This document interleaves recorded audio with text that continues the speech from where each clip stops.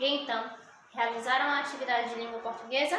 Atividade de língua portuguesa realizada, a gente agora vai para a atividade de ciências naturais. No livro de ciências naturais, a atividade vai ser da página 2 até a página 8 e vamos agora compreender o assunto. Nós vamos falar sobre o ar que nos rodeia. Coloquem aí o livro na página 2 e vocês vão perceber que tem um pequeno texto, certo? Nós vamos falar sobre o ar. Aí tem um texto chamado Borboletas de Alerta. Vamos ler juntos esse texto. É muito raro encontrar uma borboleta colorindo a vida agitada da cidade grande. Mas você já deve ter notado como elas logo aparecem em campos e áreas naturais, não? Infelizmente, a poluição tem tudo a ver com isso. Por isso, a presença ou não de borboletas pode ser um bom indicador da qualidade do ar de uma região. A Ciência Hoje das Crianças conversou com a bióloga Alessandra Lopes, do Museu Paraense Emílio Goeldi, e ela explicou que as borboletas são sensíveis às mudanças do ambiente. Questões como umidade, temperatura e também variações na quantidade de luz, todas influenciadas pela poluição, mexem muito com a vida das borboletas. Contou. Então, nesse texto, a gente pode perceber a relação entre as borboletas e a poluição do ar. Quando nós temos um ar muito sujo, muito poluído, ali é difícil das borboletas conviverem. Quando você chega em um lugar que você vê muitas borboletas, significa que ali tem um ar muito mais puro. É por isso que é mais fácil a gente encontrar borboletas em áreas rurais do que em áreas urbanas, porque nas grandes cidades o ar é muito mais poluído por causa da emissão dos gases através dos automóveis, certo? E também da poluição que o ser humano produz. Nas áreas rurais, nos campos, o ar é muito mais limpo, é muito mais puro, porque não tem tanta poluição quanto tem nas cidades. Ali tem uma maior concentração de borboletas. E aí vocês vão responder também oralmente o que pode deixar o ar poluído. Você consegue ver o ar? Como podemos perceber a presença do ar? Então pare para pensar aí. Como nós podemos perceber a presença do ar na nossa vida? A gente consegue ver? Nós não conseguimos ver. Nós podemos pegar? Nós não podemos pegar. Mas nós podemos sentir. Por isso é tão importante nós darmos atenção aos nossos sentidos. E o tato, o sentido do órgão da pele, é que nos ajuda a sentir o ar. Quando o ar está mais frio, quando o ar está mais quente, quando o ar está mais úmido, quando o ar está mais fresco, quando o ar está muito mais poluído ou muito mais limpo, nós também conseguimos perceber através da visão e do olfato. Certo? Então vamos aí para a página 3. Na página 3 a gente tem aí as características do ar. Vocês vão perceber na página 3, através dessas figuras aqui que vocês estão vendo, não é?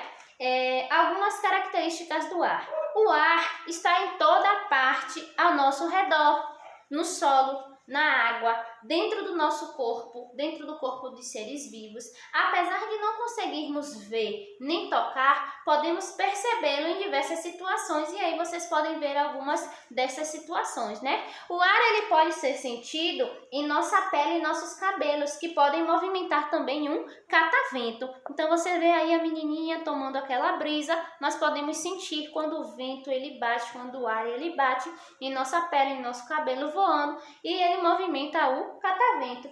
Ao assoprar-nos os dentes de leões, nós também podemos perceber a presença do ar. Olha só essa garotinha aí assoprando o dente de leão, aquela florzinha que solta, as suas pétalas, elas se desfazem em outras pequenas florzinhas. Quando nós sopramos, então ele é levado ali junto com o vento. É o ar que sustenta o voo dos pássaros e os aviões. Olha só que interessante. Os aviões, diferente dos pássaros, não podem bater as asas. Como é que eles se mantêm no céu? É o ar que sustenta o avião no céu. É o ar que direciona o voo dos pássaros. Os pássaros eles podem voar porque eles conseguem bater as suas asas, mas é o ar que auxilia na direção que eles vão tomar.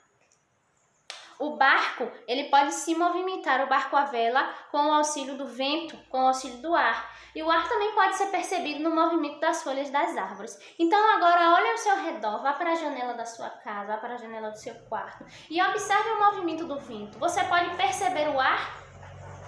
Você pode perceber as folhas balançando? Você pode perceber o ar, né, batendo nos seus cabelos, no seu rosto? Bom, o ar e as suas características. O ar, ele é invisível, assim como a água, não tem cor, não podemos ver. O ar também ele é inodor, que significa que não tem cheiro. O ar ele não tem cheiro. Quando nós conseguimos sentir o cheiro do ar, significa que aquele é um ar sujo, é um ar poluído. O ar puro, ele não tem cheiro algum. Então, se você sente um mau cheiro, não é? Ou algo muito bom, aquilo não é um ar puro. Aquele ar ele foi alterado. Quando a gente borrifa, por exemplo, né, o perfume, e a gente passa por alguém, quando alguém passa por você muito cheiroso, muito perfumado, o ar ele traz o perfume para você, mas não é o ar que está cheiroso, ele traz o cheiro para você. Né? Da mesma forma com o lixo também acontece. Tá ali, tá causando um mau cheiro, quando bate um vento forte, o ar ele traz aquele odor para o nosso nariz, para as nossas narinas. O planeta Terra, na página 4, apresenta uma camada de ar chamada atmosfera. Então, a gente tem aqui o nosso planeta, que nós sabemos que tem a forma redonda e achatada nos seus polos, certo? E em volta do nosso planeta existe uma pequena camada de ar chamada atmosfera, que não podemos ver daqui. E aí, a atmosfera, ela envolve o nosso planeta. Uma pequena camada de ar envolve o nosso planeta e é muito importante para a vida na Terra, pois ela ajuda a controlar a temperatura do nosso planeta, mantendo-o aquecido. O planeta Terra ele está próximo ao Sol em relação aos outros planetas. Não fosse a atmosfera, não teríamos aí também as mudanças climáticas, que além de tudo também são causadas pelo movimento de translação da Terra, não é? Mas a atmosfera é que nos ajuda a manter o clima do nosso planeta. A atmosfera também funciona como um filtro para os raios solares. O Sol está aqui bem pertinho do planeta Terra, é o terceiro planeta mais próximo ao Sol. O Sol é bem grandão, viu? Não é desse tamanho aí não, é bem grandão.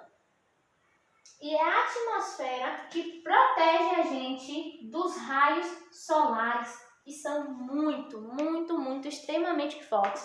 Ainda com a atmosfera protegendo o nosso planeta dos raios solares, precisamos usar o protetor solar em todo momento. Ainda que não esteja fazendo sol, mesmo que esteja nublado, os raios solares eles estão ali trabalhando e nós precisamos cuidar da nossa pele. A atmosfera também funciona como um protetor, nos protege dos raios solares. Nos seres humanos, o excesso de radiação solar, esse excesso aqui, se a gente não cuida da nossa pele utilizando o protetor, pode nos causar câncer de pele.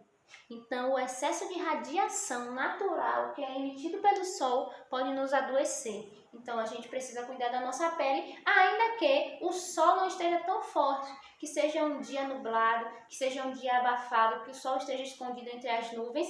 Mesmo assim, os raios, eles estão trabalhando. A composição do ar. Deixa eu apagar esse pedacinho aqui para a gente entender um pouquinho sobre a composição do ar. O que tem no ar? Já que não podemos ver, já que não podemos pegar, já que não podemos sentir o cheiro, o que tem então no ar? Não tem nada? Não. O ar ele é composto por 3 gases extremamente importantes. Ele é composto pelo nitrogênio, que é um gás que existe em maior quantidade no ar. Ele é composto pelo oxigênio, que é o gás que está mais abundante na atmosfera e é utilizado para a respiração dos seres vivos, na maioria das vezes das plantas também, certo? Mas nós precisamos do oxigênio. Sem o oxigênio, não há vida no planeta. Não podemos respirar, nem nós, nem os animais, nem os seres humanos. E também no ar tem o gás carbônico, que está presente na nossa expiração. O gás carbônico existe em pequena quantidade na atmosfera e também ele é essencial para os seres vivos porque é utilizado pelas plantas na produção do seu próprio alimento por meio da fotossíntese. Nós sabemos que as plantas, elas criam o seu próprio alimento. Não é como os animais ou os seres vivos que vão atrás do seu alimento. As plantas, elas produzem o seu próprio alimento e é o gás carbônico que auxilia na produção do alimento das plantas. Quando você respira, aqui você está ingerindo, inalando o gás, o oxigênio.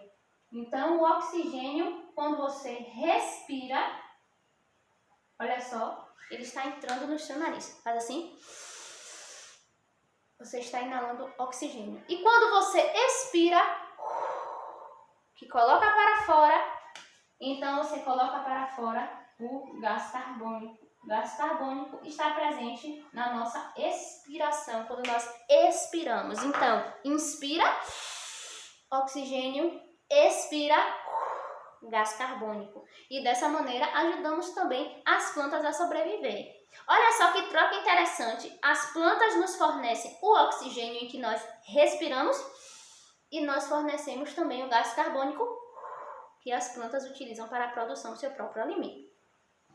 Olha só aí na página 4 de vocês, tem um pequeno gráfico, certo? E esse gráfico tem aí mostrando a quantidade de cada um desses gases que está presente no ar.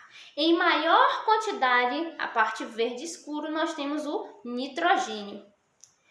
Na quantidade amarela, que também é abundante, é uma grande quantidade, está o oxigênio. E nessa faixa verde bem pequenininha aqui, essa faixa verde clara, está o gás carbônico. Percebam que tem bem pouco gás carbônico no ar que respiramos, certo? As propriedades do ar. Então, vocês agora já sabem que o ar é composto por nitrogênio, oxigênio e gás carbônico. Então, quando eu perguntar para vocês qual é a composição do ar, o ar é composto por nitrogênio, oxigênio e gás carbônico. Qual desses aqui é o que tem mais? Qual é a maior quantidade? Tem mais nitrogênio, depois oxigênio e tem menos gás carbônico, certo? As propriedades do ar. O que são as propriedades do ar? O ar, ele não tem forma, certo? Ele não tem forma. Uma bola, ela tem a forma redonda. Um dado, ele tem a forma cúbica, tem a forma de um cubo, certo? Um cone tem a forma cônica. Porém, o ar que está nos rodeando não tem forma, mas ocupa espaço.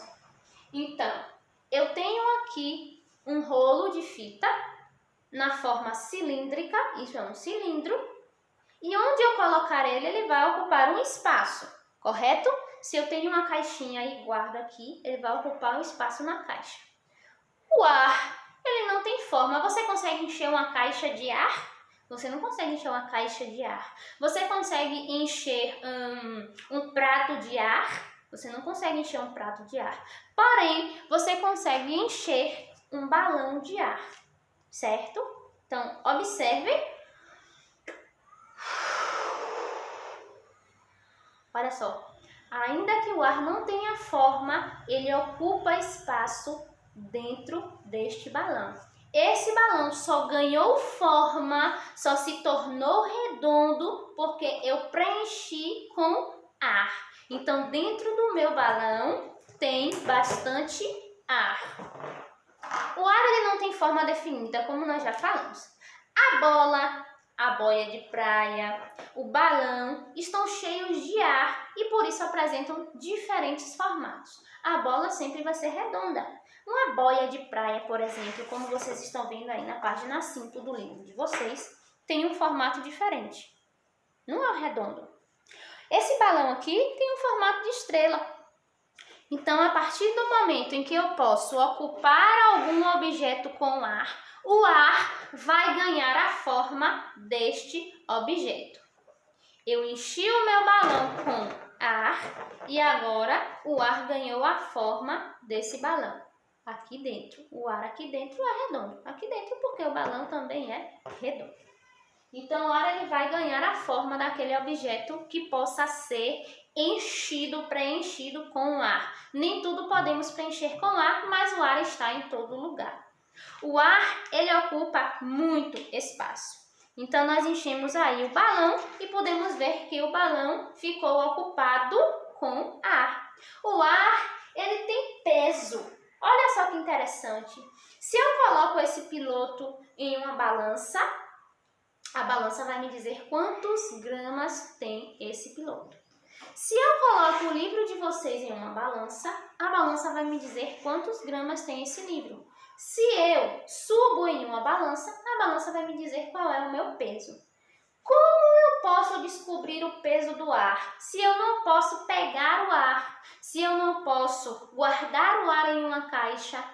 Bom, na página 6 vocês vão perceber aí que o ar é constituído por 3 gases, como nós falamos. E desses gases aqui, essa composição aqui, também tem poeira, micro-organismos e vapor de água. Podemos não perceber, mas no ar que respiramos também tem água. Lembra que a gente falou sobre a água? E quando a gente falou sobre a água, nós podemos perceber que a água também pode ser encontrada no ar que nós respiramos. Então, aqui no ar que você está respirando agora, existem pequenas, bem pequenininhas partículas de água. Por isso, o peso de cada uma dessas substâncias, quando juntam, podem ser medidos e aí podemos afirmar que o ar tem peso. O ar não é tão pesado quanto um piloto, o ar não é tão pesado quanto um livro, o ar não é tão pesado quanto eu. Mesmo assim, o ar tem peso, certo? Por quê? Por causa dos gases e por causa das micropartículas que encontramos no ar. O ar também exerce pressão. O que é exercer pressão? Ele faz força sobre alguma coisa. O ar exerce a força sobre aquilo que está na superfície do planeta Terra. E essa força é chamada de pressão atmosférica. Então vamos ver aqui agora um pouco sobre a pressão atmosférica. Atividade no livro, página 2 a 8, eu estou apagando aqui para que vocês possam compreender um pouco mais sobre a pressão atmosférica. Nós temos aqui planeta. Lembrando que o planeta tem a forma redonda, o meu ficou um pouquinho oval, né? E que ele é envolto por uma camada de ar. Como é o nome dessa camada de ar que envolve o planeta Terra? Atmosfera. Nunca esqueçam esse nome. A atmosfera envolve o nosso planeta. E essa camada de ar faz pressão no nosso planeta, aperta o nosso planeta. Para quê? Para que as coisas que tem nele não caiam. E por isso, o nosso planeta pode ser redondo, com sua maior parte em água. Nós sabemos que aqui tudo, né, do nosso planeta é água e pouca parte dele é terra. Essa água não vai cair do nosso planeta. A Terra não vai cair do nosso planeta. O nosso planeta ele está girando e as coisas que tem nele não caem. Por quê? Porque o ar está exercendo pressão, está apertando o nosso planeta, está nos segurando. Isso é pressão atmosférica. Então vejam aí no livro de vocês, na página 6, nós temos aqui um pedaço do nosso planeta, né? Contendo a Terra, contendo também a água. O ar, ele exerce força sobre o que está na superfície do planeta. Essa força é chamada de pressão atmosférica e varia de acordo com a altitude. Vai depender da altura de um local em relação ao nível do mar. Então vejam só que aqui, nessa parte de cima, nós temos um pedaço de terra muito alto, com 750 metros de altitude. Ele está muito alto em relação ao nível do mar. Vejam que o mar ele não muda a altura, certo? O que pode ficar mais alto ou mais baixo são as faixas de terra. O mar sempre vai ter a mesma altura. Então, o nível do mar aqui. E aqui, vocês percebem que a coluna de ar é muito grande. Por isso, aqui, o ar vai exercer muito mais pressão atmosférica. A pressão é muito maior. O ar precisa apertar muito mais para que a água não caia. E aqui, vejam que a coluna é bem pequenininha. Ou seja, da atmosfera até essa parte aqui da Terra, é pouco espaço. Dessa forma, o ar exerce uma menor pressão atmosférica. Bom, Isso a gente vai ver mais lá na frente, vocês vão compreender um pouco mais esse assunto. O que eu quero que vocês entendam agora é que tudo que tem no nosso planeta, ele é mantido, ele não cai por causa da pressão atmosférica, porque o ar está nos segurando. Então, quando alguém te perguntar assim, o nosso planeta é redondo? É redondo. E por que as coisas não caem do nosso planeta? Por causa da pressão atmosférica, certo?